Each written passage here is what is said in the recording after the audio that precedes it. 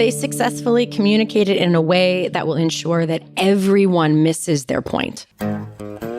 Business is messy and unpredictable. Sometimes lonely. So lonely. So lonely. And inspiration can often come from really weird places. We pick up where the bullet point blogs and the highlight reels leave off. We start with the stories. Welcome back to So Here's My Story. I'm Jody. I'm Elliot. And today this is kind of not milestone, but momentous. This is absolutely the first time we've ever used the words lawn gnome. Yes, I think it is. In a story, it is. And we get into some, if you've ever struggled with writing policies or how to roll out new policies or writing new policies that have never been around before, this may or may not give you clues on how to do it, but it'll certainly give you clues on how not yes, to. It will. Not to. So, and if you'd like to keep up with So Here's My Story and where we're going to be, in addition to please sharing it, as we always ask, please text the word story to 345-345. We're going to start sending out some really cool things soon. So here's my story. A couple days ago, my wife saw on our HOA community page, Facebook page, just a question. And the question was, has anybody seen that letter? And she didn't know what we were talking about, but sure enough, the next day in the mailbox, she gets this letter from our Homeowners Association. Now, the Homeowners Association, which is the scourge of most homeowners. The minute you said HOA, I was like, oh, this is going to be good. Yeah. So what they're trying to do, and I understand this, we live in this fairly large community in Pennsylvania. They're trying to set a baseline for the houses, whether it's the fences or the color shingles or all this stuff. They're trying to get their act together after what they perceive to be years of nobody caring whether somebody puts in this addition. And I guess there are complaints about everything from, giant pink flamingos on the lawn to, whatever the fences are. I don't know what the complaints are. But anyway, so they sent out this letter that they call as part of Project Baseline. But here's my point. They said that over the next few months, they're going to send people out to take pictures of your house from every side. And so they are going to establish these pictures as the baseline. So if there's anything that you do to your house after these pictures are taken, you're going to have to get HOA approval. Now, here's the best part. This is the best part of the letter. The letter says, it gives examples. The letter says, for example, if you change the color shingle on your roof, okay. If you change the color of your door or shutters, all right, whatever. And I'm telling you that this is the God's honest truth, if you have a lawn gnome, but then you replace it with a lawn gnome that has a different hair color. No. No, I'm serious. And what I really regretted. That's so specific. That's so specific. Then Can it have a different jacket? I don't know. They didn't say jacket. They said hair color. You have to get HOA approval. And so in general, they're fine with lawn gnomes. They're fine with lawn gnomes as long as the lawn gnomes are So they're kind of racist about their... Well, the lawn gnomes are out there standing their post prior to the photos being taken for Project Baseline. However, if, God forbid, you have a blonde lawn gnome on, let's just say September 1st, pictures are taken September 2nd, tragedy strikes, and the blonde is no longer able to serve, and you replace said blonde with a brunette lawn gnome, then you'd need HOA approval. Now, if you shift to lawn dolphin, is that all right? I don't know. Wow. They did single out flamingos, though, but the lawn... So, I wish I could have been in the meeting where this letter was constructed, absolutely. like which things they decided to So there's, to me... well, first of all, needless to say, the HOA pages have been blowing up, particularly with lawn gnome gifs and memes and all the rest of it. And how tempted were you to go out and buy every kind of lawn gnome you could possibly find anywhere? We talked about having the whole rainbow coalition of lawn gnomes. Just to like have have all your options open. Yes, to have a veritable diversity parade of lawn gnomes. Oh my God. But the thing is, as Nikki and I were talking about, I was like, but what that sets up, of course, is there somebody who's going to know Out of the 500 some odd houses in our community, drive by and go, the Wagenheims, they had a red-haired, that was a ginger lawn gnome, if I'm not mistaken, earlier. And that the lawn gnome I'm looking at is distinctly blonde, and I'm going to have to go back and see the paperwork. They have set themselves up not only to be so off-putting to the people they want to serve, they have set before themselves an impossible task of compliance. And the reason set forth in this letter is because we all share a common interest of making sure that the property values don't decrease, that they Sure. increase. You can't argue with that. That's fine. But in setting this lofty goal, they have targeted everything from fences, and I understand that, to lawn gnome hair color. Yeah, because they've reached down to a level of specificity that is so micromanaging that it's insane. Like I could see them saying no more lawn, a quantity, like you can have no more lawn ornaments than you currently have potentially if they were anti-lawn, which I do kind of understand. We have a neighbor who just recently moved in. There was a family there. They moved. Another couple bought the house, an older couple.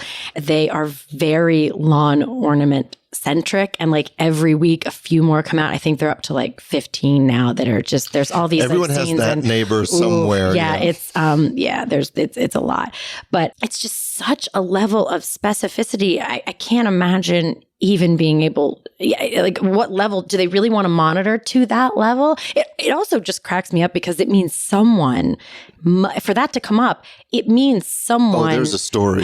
was pissed about like a hair color, a gnome hair color. There had to be something, but it's fascinating to me on a number of levels, not only the meeting that this took place and how they believe that this small thing is really in service of their larger goal, but also how this tiny little thing, or conversely, obscures everything else that they're trying to accomplish. They successfully communicated in a way that will ensure that everyone misses their point.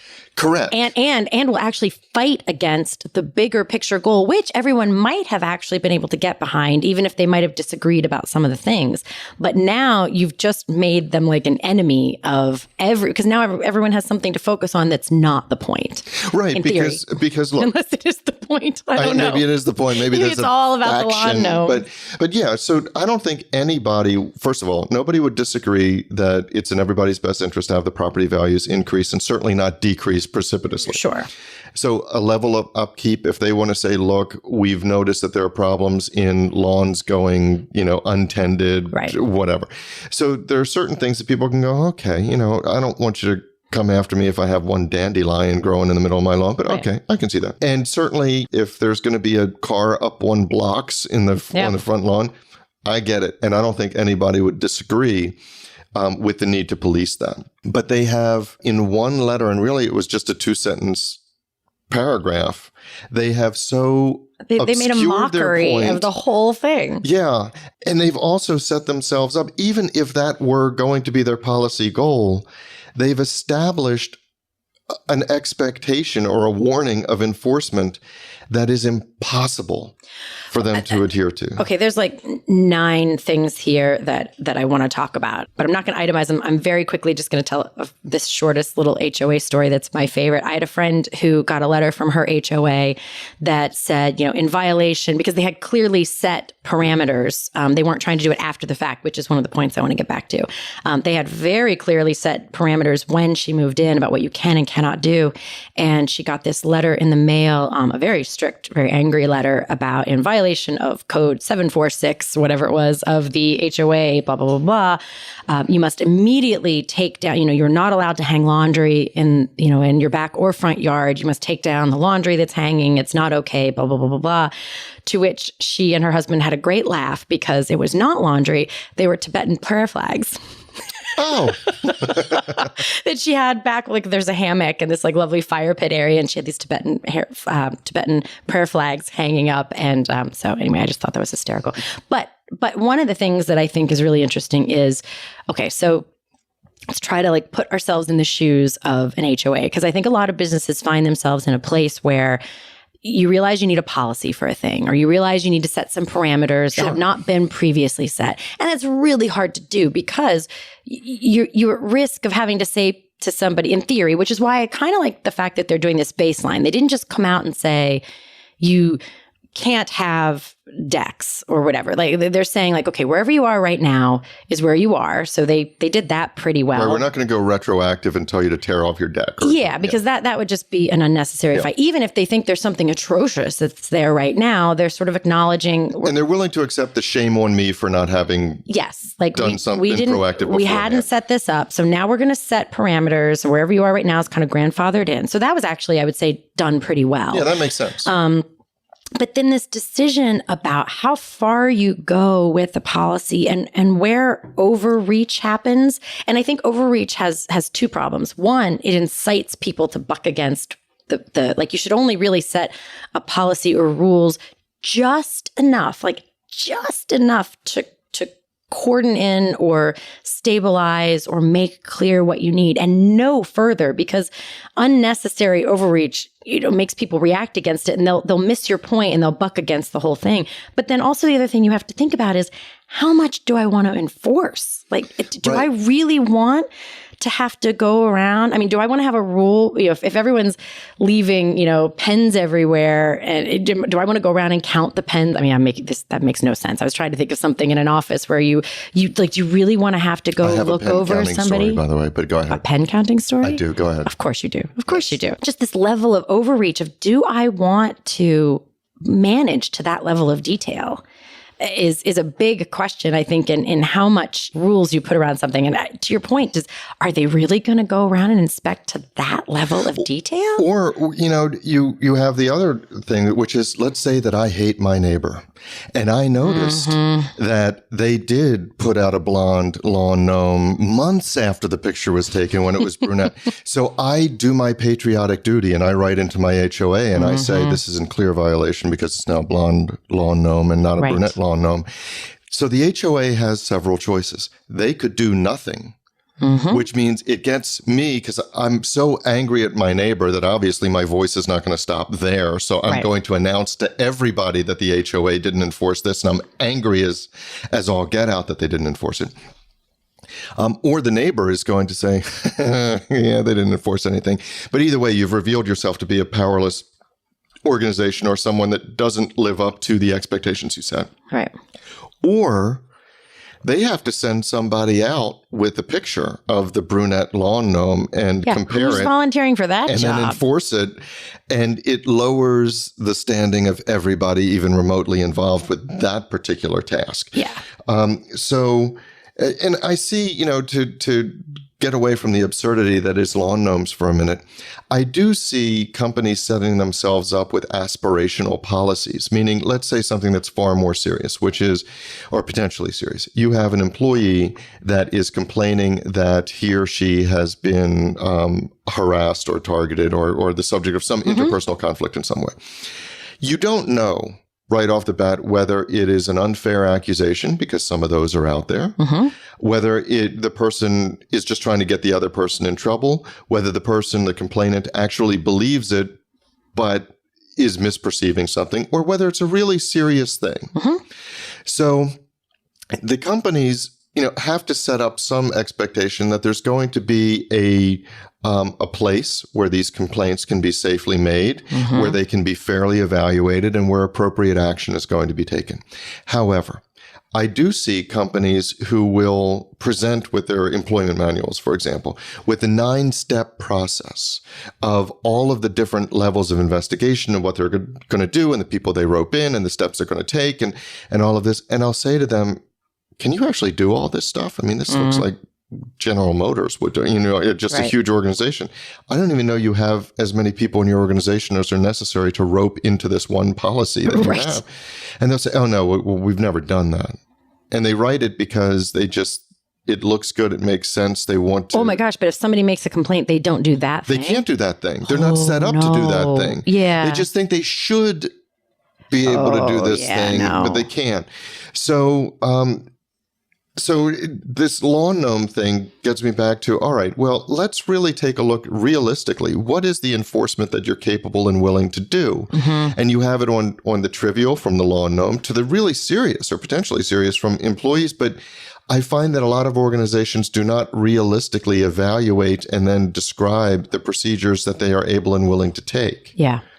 And there's another level here that I don't know that I would recommend this for a 500 person HOA, but there is an opportunity to, because if you step back, there is this stack of things that everyone agrees. I mean, this is a tactic I use a lot in facilitation when things are, let me back up one second. Because what I was going to say was they missed an opportunity to kind of get everyone's buy-in via collectively deciding what everybody cares about and what they don't. Now, that can be a nightmare, obviously, because one person thinks shutters are great and one person thinks shutters are a nightmare or whatever. So I'm not saying that it should be a collective, group consensus decision. But well, it doesn't have to be a democracy. Correct. But yes, but weighing it, but where, then back to sort of what I use in facilitation a lot of times, there is probably a huge chunk of stuff that everybody agrees on. Okay, we don't want, what are the things everyone could probably agree on? What's the point? Let's not talk about whether we're going to address decks or lawn gnomes or cars on blocks.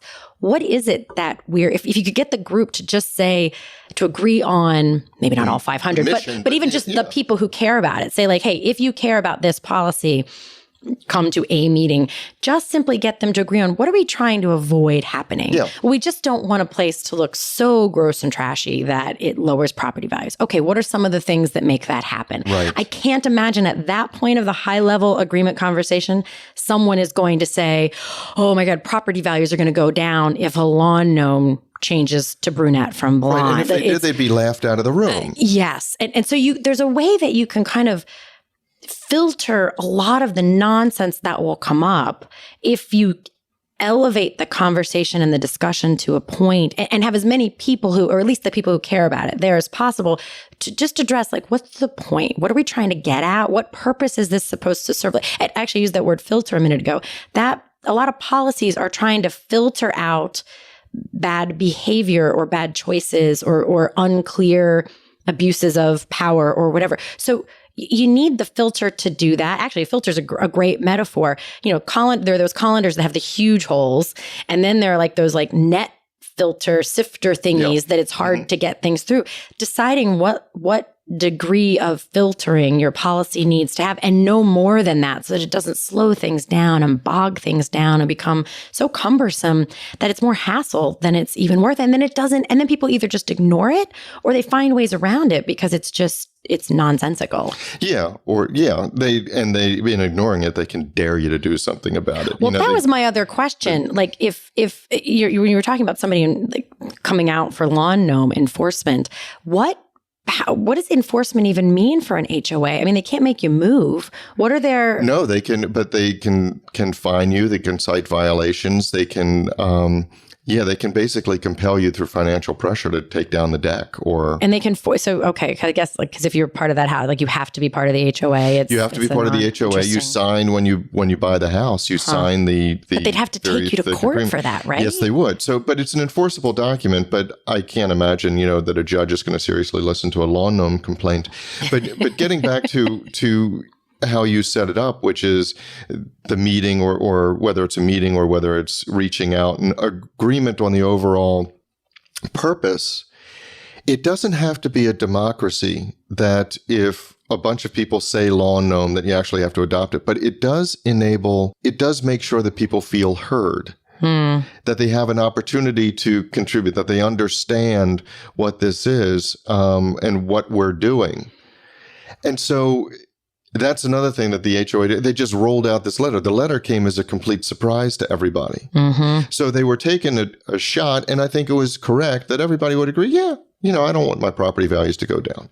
And I think that most people would understand the need for some sort of project baseline to figure out where we were so that we can enforce things going forward, because complaints come up from time to time.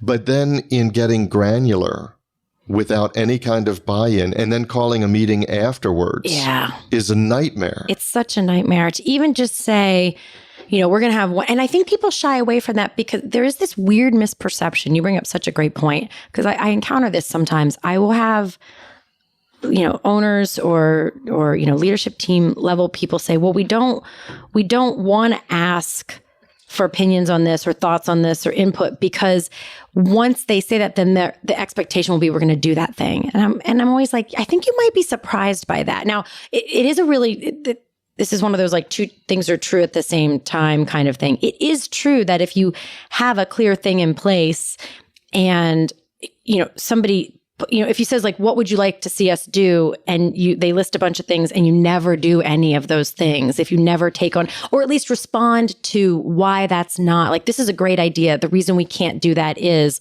blah, blah, blah. People are pretty reasonable once they understand the bigger picture. Yeah, they might be irritated if you don't do the thing, but it's not as binary as this fear that like once you open that Pandora's box that then you can't, like you have to do those things or the people will be angry. No, you can tell your child that we're going to have vegetables, but you can choose between peas, carrots, and corn, right? You can narrow the choices. You don't have to say, out of anything in the world, what do you want to have for dinner? And when they say Nutella, right, then you have to be like, no, darn it, now I have to give them Nutella. Right. So you either have to give them Nutella or you just give them what you plan to give them anyway, and then they feel like, well, that was stupid. You set me up, and So just imagine how interesting it would be if instead of that letter, they had sent out a letter that said, hey, we recognize that everyone cares about property values and that currently we don't have we don't have a clear policy. We want to create a policy, but we also recognize, you are where you are.